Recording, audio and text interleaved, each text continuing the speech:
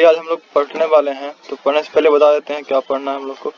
तो आज हम लोग पढ़ेंगे basic of electrical electronics and communication engineering, यानी कि जो हमारे जेई यानी कि हम लोग जो जेई का तैयारी करते हैं तो उसमें जो हम लोग को बेसिक पढ़ना रहता है, जेई का मतलब हो गया जूनियर इंजीनियरिंग, उसमें हम लोग जो बेसिक पढ़ते हैं तो वो सब ये यहाँ पे टॉपिक है उस सब का।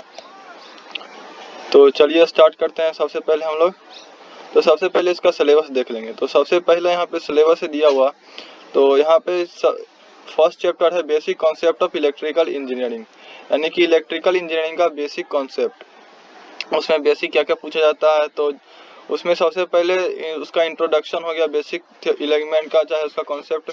उसका सेकंड टॉपिक है उसमें रेसिस्टेंस इन सीरीज, यानी कि सीरीज में जो भी रेसिस्टेंस हमारे होते हैं उसका रेसिस्टेंस इन पैरेलल के रेसिस्टेंस का है। उसका इफेक्ट ऑफ टेम्परेचर और ऑन रेसिस्टेंस, यानी कि रेसिस्टेंस के अंदर टेम्परेचर का क्या इफेक्ट आता है। उसके बाद है ideal and non ideal DC voltage source, यानी कि आइडियल और नॉन आइडियल दोनों हम लोग को पढ़ना है यहाँ पे, किसका, डीसी वोल्टेज का। उसके बाद ideal and non ideal DC current का भी पढ़ना है यहाँ पे, डीसी का हम लोग पढ़ना है, एसी का हम लोग बाद में पढ़ेंगे। उसके बाद open circuit voltage and short circuit, यानी कि ओपन सर्किट भी पढ़ना है और शॉर्ट सर्किट भी पढ़ना है। चलिए इतना पढ़ते हैं, उसके बाद आगे क्या सिलेबस। तो चलिए देख लीजिए, ये सब सिलेबस है। आप लोग स्क्रीनशॉट लेना चाहते हैं तो स्क्रीनशॉट ले सकते हैं। किरचॉफ लॉ हो गया, मैग्नेटिक करंट हो गया, सिग्नल फेज एसी हो गया, 3 फेज एसी हो गया, मतलब ये सब हम लोग का सिलेबस है। तो सबसे फर्स्ट चैप्टर यहाँ पे basic concept of electrical engineering, यानी कि इलेक्ट्रिकल इंजीनियरिंग में हम लोग का जो बेसिक कॉन्सेप्ट आता है, जो यूज होता है उसमें, वो सब हम लोग यहाँ पे पढ़ने वाले हैं। तो इसमें सबसे फर्स्ट पॉइंट इसका इंट्रोडक्शन देखेंगे। तो इंट्रोडक्शन स्टार्ट होता है इसका इलेक्ट्रिक करंट से। इलेक्ट्रिक करंट होता क्या है, इसका फार्मूला क्या है, इसका एसआई यूनिट क्या है, चार्ज का एसआई यूनिट क्या है, ये सब हम लोग यहाँ पे देखने वाले हैं। तो चलिए स्टार्ट करते हैं सबसे पहले। तो electric current is the rate of flow of electric charge. Electric current जो होता है वो किसको बताता है, flow of electric charge, electric charge किस तरीके से फ्लो कर रहा है इसके बारे में कौन बताता है हम लोग को, इलेक्ट्रिक करंट बताता है। इलेक्ट्रॉन्स और नेगेटिव चार्ज पार्टिकल्स, इलेक्ट्रॉन्स जो होता है वो नेगेटिव चार्ज पार्टिकल्स होता है, वो फ्लो करता है कंडक्टर में, जिससे हम लोग को पता चलता है कि इलेक्ट्रिक करंट फ्लो कर रहा है। तो बाय द डिफिनेशन जो इलेक्ट्रिक करंट का फार्मूला आता है वो होता है I is equal to q d q upon d t, यानी कि current is equal to d q upon d t, ठीक है। उसके बाद फिर यहाँ पे जो Q जो होता है वो डिनोट, Q जो होता है वो बताता है हमको अमाउंट ऑफ चार्ज को, यानी कि कितना अमाउंट ऑफ चार्ज फ्लो कर रहा है कंडक्टर में, हम लोग Q कौन बताता है, Q। और T जो होता है वो बताता है टाइम इन सेकेंड, ठीक है। और I यहाँ पे करंट बताता है। तो ये गिवन एक्सप्रेशन से हम लोग को जो आता है, हम लोग का जो टोटल फार्मूला आता है, जो आई नेट जहाँ पे हम लोग निकालते हैं, तो वो आता है I is equal to q upon t. यहाँ पे I इज इक्वल टू हो गया करंट, Q हो गया चार्ज मूव बाय टाइम, ठीक है। आगे है यूनिट ऑफ चार्ज। तो यूनिट ऑफ चार्ज जो होता है वो होता है कूलम, और 1 कूलम इक्वल टू होता है 6.2 10 की पावर 18 इलेक्ट्रॉन, यानी कि 1 कूलम इतना बड़ा होता है, 1 कूलम के अंदर इतना इलेक्ट्रॉन होता है, 10 की पावर 18, बहुत बड़ा अमाउंट है ये भी। उसके बाद 1 यूनिट ऑफ एम्पियर, यानी कि यूनिट ऑफ एम्पियर क्या होता है, यूनिट ऑफ करंट क्या होता है, करंट का जो यूनिट होता है वो होता है एम्पियर, और 1 एम्पियर में होता है 1 कूलम पर सेकेंड, यानी एक coulomb per second charge flow करता है 1 एम्पियर में। चलिए आगे चलते हैं। इसके बाद हम लोग देख लिए करंट क्या होता है।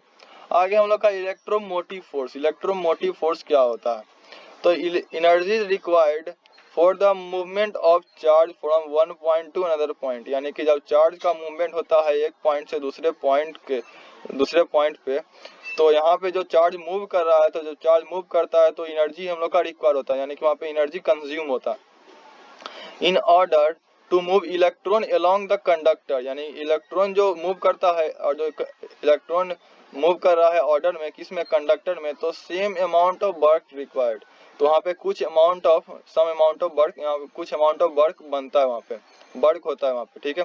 तो the work is required must be supplied by electromotive force, तो वर्क जो वहाँ पे होता है वो सप्लाई किसके द्वारा होता है, इलेक्ट्रिक मोटिव फोर्स के द्वारा होता है, जिसको हम लोग शॉर्ट फॉर्म में बोलते हैं EMF रूल, ठीक है। ये प्रोवाइड किससे होता है, हम लोग का बैटरी होता है, या बैटरी का कोई सिमिलर डिवाइस हो जाए जिससे हम लोग को इलेक्ट्रिक करंट मिल सके। आगे पोटेंशियल डिफरेंस। पोटेंशियल डिफरेंस होता क्या चीज है, तो पोटेंशियल डिफरेंस जो होता है वो हम लोग को वोल्टेज के बारे में बताता है, ठीक है। जो पोटेंशियल डिफरेंस 2 पॉइंट पे देख रहे हैं, जैसे कोई एलिमेंट यहाँ पे हम लोग को दे दिया, पॉइंट ए और पॉइंट बी कनेक्ट कर दिया एलिमेंट से, तो पॉइंट ए पे पॉजिटिव चार्ज है, पॉइंट बी पे नेगेटिव चार्ज है, तो पोटेंशियल डिफरेंस जो उसका होता है between voltage 2 units of conductor दिखाता है। यानी पोटेंशियल डिफरेंस हम लोग देखते हैं तो वोल्टेज का देखते हैं किसके 2 यूनिट्स, यानी उसके दोनों यूनिट्स पे हम लोग देखते हैं, किससे, कंडक्टर के दोनों यूनिट्स पे हम लोग देखते हैं पोटेंशियल डिफरेंस को।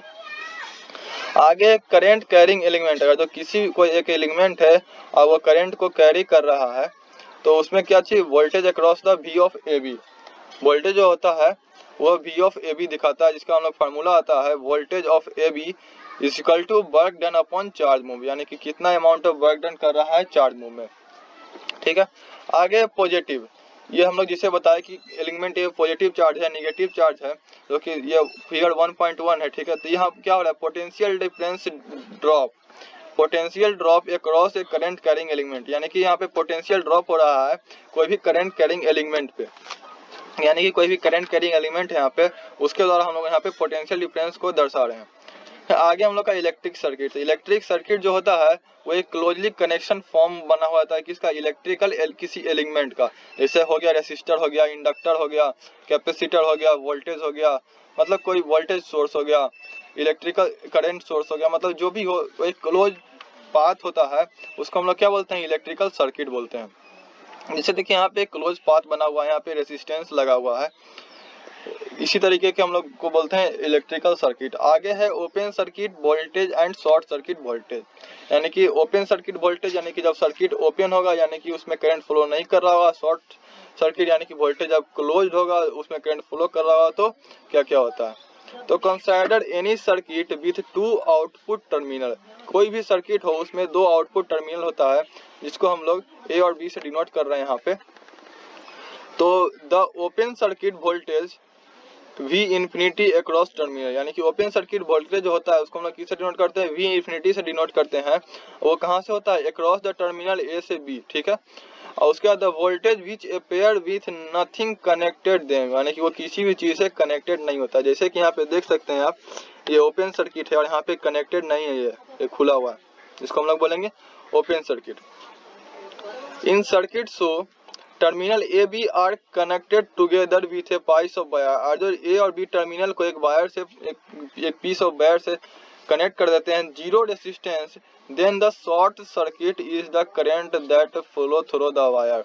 तो यहाँ पे शॉर्ट सर्किट करंट फ्लो करता है कि उसमें वायर में, तो इसको सर्किट क्लोज है तो वो क्या हो जाएगा, शॉर्ट सर्किट हो जाएगा। सर्किट ओपन रहेगा तो वो क्या हो जाएगा, ओपन सर्किट हो जाएगा। एग्जाम्पल है यहाँ पे एक देखिए, a resistance of 5 ohm is connected in series, अगर जो 5 ओम का रेसिस्टेंस है कनेक्ट कर रहे हैं उसको हम लोग सीरीज में with A parallel combination of 6 ओम, और पैरेलल कॉम्बिनेशन है 6 ओम एंड 3 ओम का।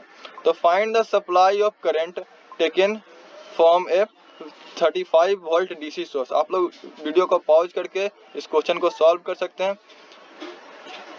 तो जैसे देखिए यहाँ पे एक 35 वोल्ट का हम लोग को इलेक्ट्रिकल सोर्स दे दिया, कोई भी एलिमेंट है, ठीक है। यहाँ पे मतलब पैरेलल में कनेक्टेड है 3 ओम, 6 ओम और 5 ओम, ठीक है। तो जब हम लोग पैरेलल में निकालते हैं तो जो भी हम लोग को दिया हुआ रहता है रेसिस्टेंस, उसको हम लोग क्या करते हैं, रेसिप्रोकल कर लेते हैं उसका। तो रेसिप्रोकल करने के बाद हम लोग का जो आएगा वो 3/6 यानी कि 2 ओम आ जाएगा। तो R is equal to R of P, यानी कि यहाँ पे आर ऑफ पी जो हम लोग निकाल रहे हैं वो क्या है, इक्विवेलेंट रेसिस्टेंस है किसमें, पैरेलल में, यानी पैरेलल कॉम्बिनेशन में जब हम लोग रेसिस्टेंस निकालते हैं उसको डिनोट कर देते हैं हम लोग आर ऑफ पी से। तो यहाँ पे हम लोग जब टोटल रेसिस्टेंस निकालेंगे सर्किट का तो आर ऑफ पी प्लस 5 हो जाएगा, ये रेसिस्टेंस भी इसमें जाके ऐड हो जाएगा। तो 5, तो आर ऑफ पी हम लोग को 2 आया है, अब प्लस 5 तो ये हो जाएगा 7 ओम, ठीक है। तो सप्लाई करंट जो होगा उसको हम लोग कैसे निकालते हैं, I equal to V upon R, ये क्लास 12 में हम लोग फार्मूला पढ़े थे, I equal to V upon R. ये तो यहाँ पे वोल्टेज हम लोग को दे दिया है 35 वोल्ट और उसका रेसिस्टेंस हम लोग को दिया हुआ है 7 ओम। यहाँ पे देखिए 7 ओम रेसिस्टेंस आया है। तो जब हम लोग यहाँ पे सॉल्व करेंगे तो हम लोग जाएगा 5 एम्पियर, यानी कि ये पूरे सर्किट में 5 एम्पियर का करंट फ्लो कर रहा है। अब एग्जाम्पल 2 है, आप लोग इसको देख करके सॉल्व कर सकते हैं, उसी तरीके से ये भी सॉल्व होगा। अब है आगे किरचॉफ्स लॉ ऑफ करंट। इसको हम लोग किरचॉफ्स करंट लॉ, इसको हम लोग शॉर्ट फॉर्म में केसीएल भी बोलते हैं। तो यहाँ पे केसीएल जो होता है वो दिखाता है हम लोग को इंस्टेंट टाइम पे, यानी कि किसी भी टाइम पे the algebraic sum of current at the node is zero, यानी कि उसका मैथमेटिकल सम जो आता है वो जीरो आता है। यानी कि सिग्मा कहाँ से n इक्वल टू 1 से लेकर के n तक जब फ्लो करेगा तो i इक्वल टू n जब निकालेंगे तो हम लोग क्या आएगा, जीरो आएगा। तो ये ग्राफ आप लोग देख सकते हैं, when n is the number, यहाँ पे n जो है वो नंबर है ऑफ ब्रांच, यहाँ नंबर ऑफ ब्रांच है that are connected to the node, ये मतलब एक नोड से कनेक्टेड है। The term of algebraic sum, ये अलजेब्रिक सम टर्म जो होता है वो इंडिकेट करता है be have take amount of the current direction, यानी किस डायरेक्शन में कितना अमाउंट ऑफ करंट फ्लो कर रहा है, एज वेल एज मैग्नीट्यूड, यानी कि उस करंट का मैग्नीट्यूड कितना है ये दिखाता है। When applying Kirchhoff's current law consider the node adopting the sign convention, the current flowing in the node, यानी कि जो करंट फ्लोइंग होता है नोड में इज टेकन एज पॉजिटिव, यानी कि पॉजिटिव होगा, while current flowing in the node is negative. Application of KCL gives. तो देखिए यहाँ पे I1 इधर फ्लो कर रहा है और I2 भी इसी पॉइंट के तरफ फ्लो कर रहा है, बट I3 जो है इस पॉइंट के अपोजिट फ्लो कर रहा है और I4 भी इस पॉइंट के अपोजिट फ्लो कर रहा है। तो यहाँ पे हम लोग जो लिखेंगे इसका एक्सप्रेशन तो किस तरीके से लिखेंगे, I1 किस पॉइंट के तो इस तरफ हम लोग पॉजिटिव लेते हैं तो इस डायरेक्शन को हम लोग पॉजिटिव मानेंगे, बाकी इसके अपोजिट में जो भी डायरेक्शन रहेगा उसको हम लोग क्या मानेंगे, नेगेटिव मान लेंगे। तो plus I1 plus I2 minus I3 minus I4 equal to 0, ठीक है। तो ये जो एक्सप्रेशन आ गया तो ये हम लोग यहाँ से आ जाएगा I1 plus I2 equal to I3 plus I4। तो और sum of incoming current and of sum of outgoing current, thus Kirchhoff's current law KCL can be stated in word, an instant of time the sum of all current flowing into node is equal to the sum of all current flowing leaving the node, यानी कि sum of all current flowing in the node, यानी कि उस node उस point के तरफ जितना current flowing कर रहा था उसका सम किसके बराबर होगा, उसके पॉइंट के अपोजिट जो करंट फ्लो कर रहा था या उस पॉइंट के दूर जो करंट फ्लो कर रहा था उसके बराबर होगा।